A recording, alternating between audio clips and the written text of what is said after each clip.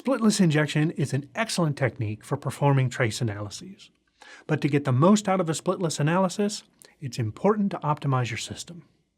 But what should you optimize to get the best results?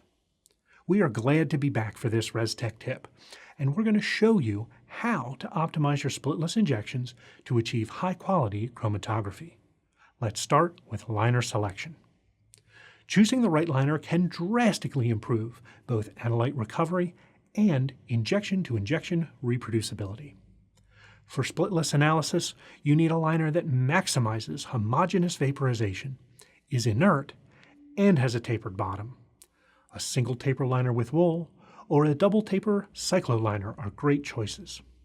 The extra surface area from the wool or the corkscrew aids in vaporizing and mixing your sample with the carrier gas. It also helps to trap non-volatile material, protecting the column. Liner deactivation is important for splitless injections. The longer inlet residence times could lead to analytes interacting with active sites within the liner and inlet. Selecting a well-deactivated liner reduces adverse effects from these interactions.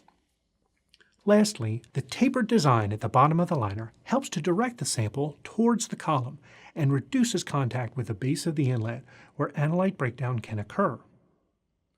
Next, we'll optimize the inlet temperature. You want the temperature to be high enough to achieve sufficient vaporization, but low enough to not cause excessive activity. 250 degrees Celsius is a good starting point, but you may need to adjust this temperature to achieve the overall best peak responses for your analysis. So now, how do we optimize our splitless hold time? Well, you want a hold time that's long enough to allow the complete vaporization and transfer of analytes to the column. But one that's too long can cause excessive solvent peak tailing, leading to interference with early eluting analytes. A good rule of thumb is for the carrier gas to sweep the total liner volume between 1.5 and 2 times. Restek's EasyGC flow calculator can calculate the ideal hold time range for you. And finally, initial oven temperature. Since splitless mode has a slow flow rate, band broadening will often occur as analytes diffuse within the inlet. To help recondense these analytes at the head of the column, you need a lower oven temperature combined with an initial hold time that matches your splitless hold time.